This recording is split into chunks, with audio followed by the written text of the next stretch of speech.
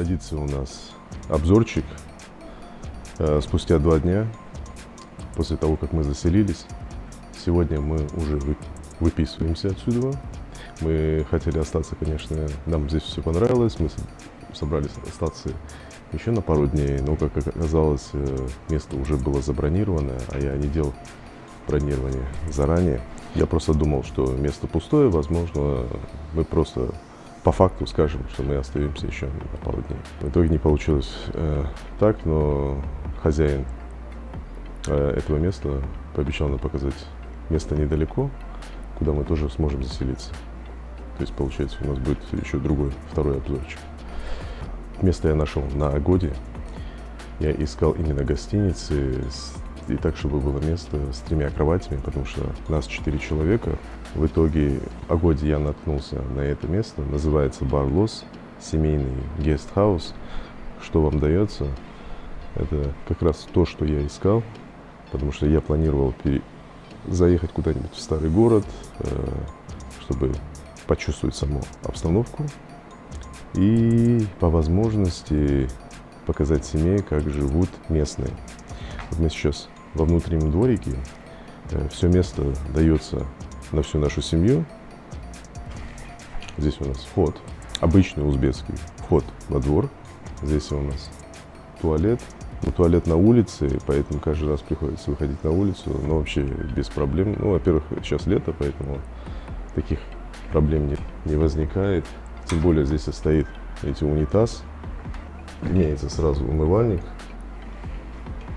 Все как подобает. Вот такой у нас дворик. У нас есть такой столик в западном стиле и в восточном стиле вот такой топчанчик, на котором мы планировали иметь завтраки с утра, потому что у нас открытое небо, все хорошо. Но единственная проблема то, что в это время, когда мы просыпаемся, сейчас у нас 9 часов, видите, солнышко прям сильно так светит, поэтому позавтракать здесь и не получалось вот пару раз. Но вчера у нас была встреча, я пригласил друзей, и мы здесь хорошо провели время. Изначально планировалось заказать что-то сюда, а потом, когда спросил хозяина, оказывается, хозяин тоже может все приготовить. Мы заказывали плов, манты, он даже там салаты, он даже там взял какие-то фрукты. Дальше. Полный двор принадлежит вам. Вам даются ключи. Вы можете сами закрывать, оставлять место. А у нас есть единственная проблема, то что кондиционер, когда он дует каждый вечер, здесь находиться немного так душно. Вся эта жара, она дует, ну, прям сюда, на эту площадку. Зато сушит белье буквально за несколько часов. Идем вовнутрь. Мы все-таки не в Америке, поэтому нужно будет снимать обувь. А здесь кругом у нас либо паласа, либо ковры. При входе большое зеркало. 2 входа. Одно идет в сторону комнат. И противоположную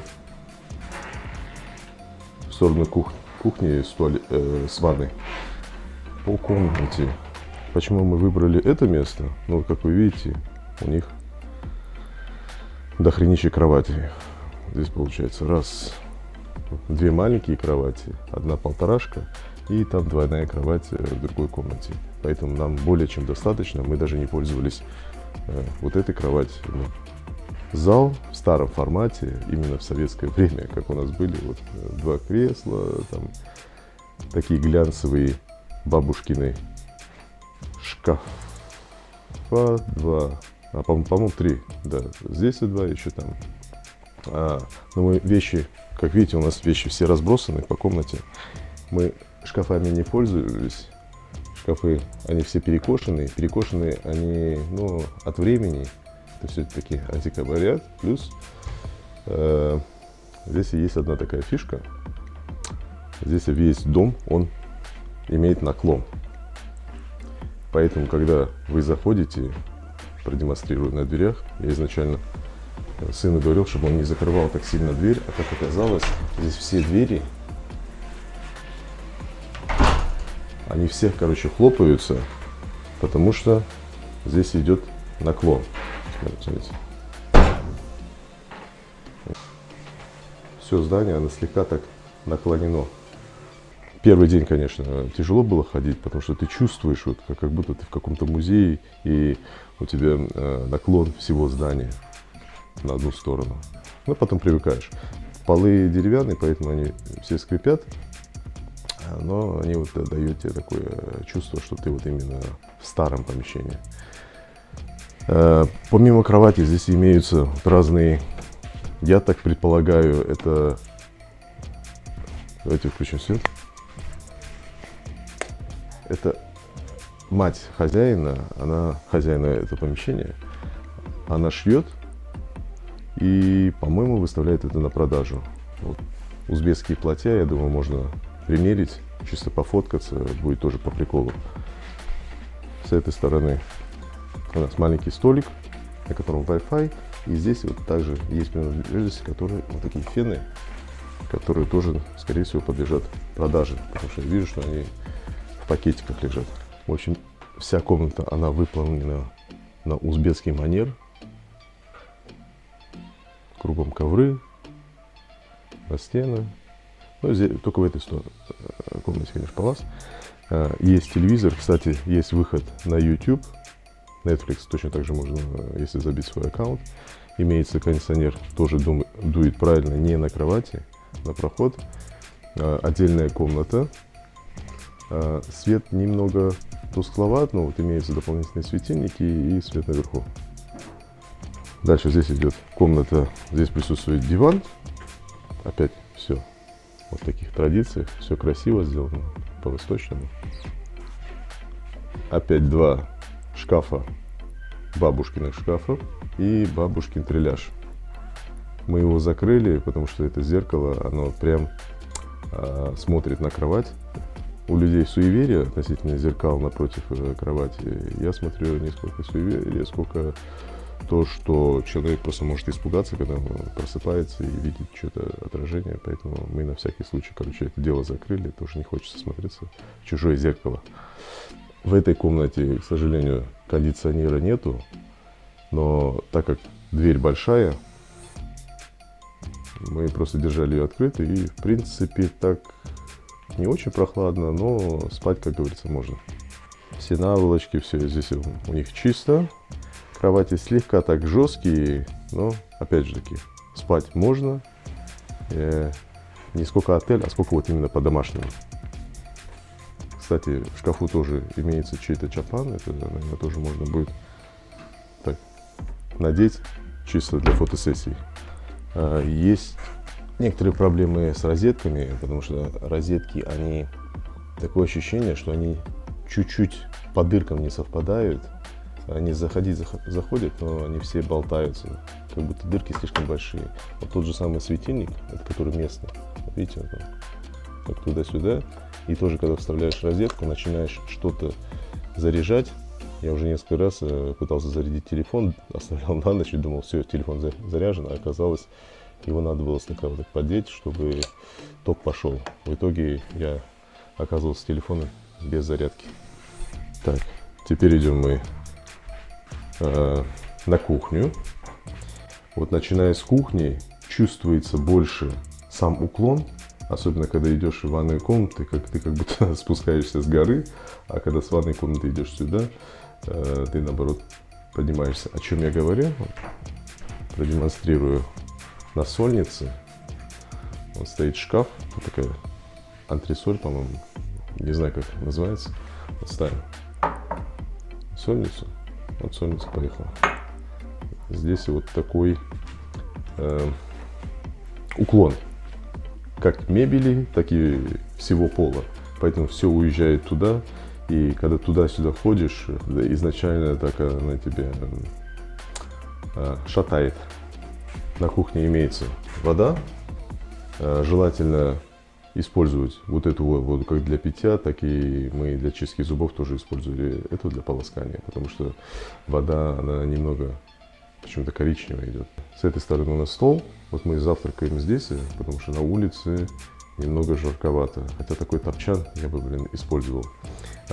Нас при заселении угостили фруктами, чаем. Здесь парень Азамат, он готовит свой чай с разных трав. Каждый день он экспериментирует на нас. Прошлый раз он был что-то там с мятой, разные цветочки. Какой-то чай такой необычный. По этой стороне газ-плита. Но газ-плита непонятно как воспользоваться, потому что на ней вот эта штука. Поэтому мы, в принципе, здесь кругом рестораны, поэтому мы, если не готовили, все выходили, кушали на улице. Единственное непонятно, если даже готовить, вот эта вытяжка, такое решение, видите, вот дырка, выхода для вытяжки, как бы вытяжка сама есть, но дырка для вытяжки на улицу, здесь ее как бы нет. Раковина тоже советского образца, тумба для нее, где раньше у всех в квартире, по-моему, было такое ведро с мусором. Вот здесь ведра нету. Кстати, ведра с мусором не хватает, здесь только одно, оно стоит в ванной комнате, поэтому каждый раз выкинуть мусор приходилось идти в ванную комнату. Имеется стиральная машина. Для стиральной машины порошок вам желательно купить сразу, но мы попросили хозяина, поэтому он нам подогнал на одну стирку, но у нас еще осталось. По этой стороне вот эта штука, я не знаю, как надо назвать эту мебель. В комментах подскажите, как она называлась. Там, где держали всю такую посуду. Тоже образца, по-моему, 60-х, 70-х годов. Все само здание старое, поэтому вы как бы заехали в очень старую квартиру советского образца с восточным стиле. Все здесь, можно сказать, антиквариат. Здесь у них имеются приборы. Здесь чашки, по-моему, наверху были приборы. Посуда, вот, да, наверху. Даже есть медаптечка. Так, я туда вниз не залазит, не знаю что-то. Там тоже что-то дополнительное, то, что вам понадобится по дому. Холодильник. По левой стороне стоит вот такая бандура. Изначально я пытался понять, для чего она. Потом, когда я понял, что здесь уклон, то есть двери, они закрываются, вот эта штука, она просто держит тупо дверь. Все двери будут под уклон закрываться, и они будут просто хлопать. Вот здесь я сейчас стою, я чувствую, что вся комната, она, вот, знаете, есть такие места, по-моему, называется Trick Art музей. Там, где вы как будто в комнате либо под углом, либо комната сама задом наперед. Вот есть такие музеи. Вот первое ощущение, когда мы сюда приехали, первый день был такой. Ну, даже сейчас вот я нахожусь, я чувствую, что у меня, короче, дом куда-то уезжает в ту степь. То есть вот этот бутыль, он неспроста, он поддерживает вот эту дверь, поэтому ее лучше не трогать. Дальше здесь стоит котел. Сейчас лето, поэтому котел, он греет горячую воду, и немного в ванной комнате душно, потому что сама комната, получается, обогревается за счет этого котла. Ванная комната стандартного образца. Единственное то, что купаться немного будет неудобно, потому что ванная, она узкая, но имеется шторка, такие краники, опять же таки, в советское время. Вот если кто знает, скажите, для чего делали вот такие длинные выводы, по-моему, для ведер. Так, единственное то, что здесь работает насос, поэтому была проблема с горячей водой, но сейчас она решилась. Потом периодически вот идет немного как желтая вода. Но как и в любом селе, как говорится, привыкаешь через какое-то время. Фен, опять же, такой отельный, который не дает тебе никуда двинуться. Вы будете находиться постоянно очень рядом к этому зеркалу. На полу, не знаю почему, постелили вот такую штуку пластмассовую, либо в виде массажера, но она очень колючая, поэтому мы сверху просто кинули полотенце, чтобы было более удобно ходить. Вот такой вот отель. Это слэш семейный гестхаус, куда вы можете с семьей именно в дом, не просто в комнату, вы можете арендовать полностью дом. Очень бюджетно, у нас обошлось где-то не более $50 за ночь, это включая завтраки. Вот сейчас, чуть погодя, нам тоже принесут завтрак. Покажу, как это выглядит тоже на узбекский манер, так как местные люди кушают. Это то, что также для нас было интересно для нашего опыта. Впечатление: все понравилось. Минусы то, что туалет на улице, а так все очень здорово. Тем более по локации находится прям в центре старого города. Здесь прям недалеко, минуту ходьбы, Ляби Хаус.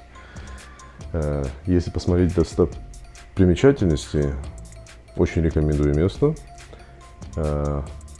Нам понравилось так, что мы собрались еще остаться на пару дней, но, к сожалению, место уже было забронировано. Поэтому сейчас пойдем посмотрим другое место, которое хозяин этого места предлагает, другой гестхаус, точно так же, который можно снять с двориком, и вы будете только одни. Но он там нам так пообещал. Сейчас пойдем посмотрим.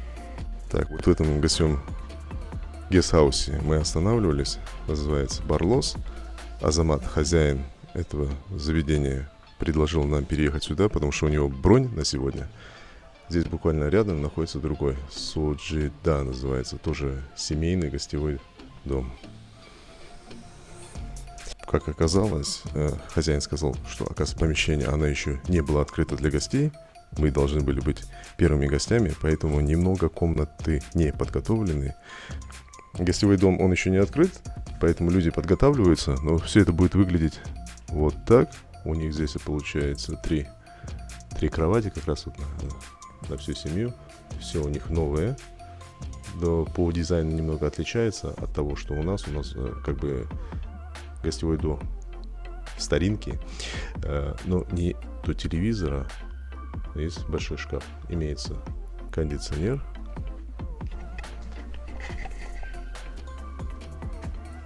Здесь и другая комнатка.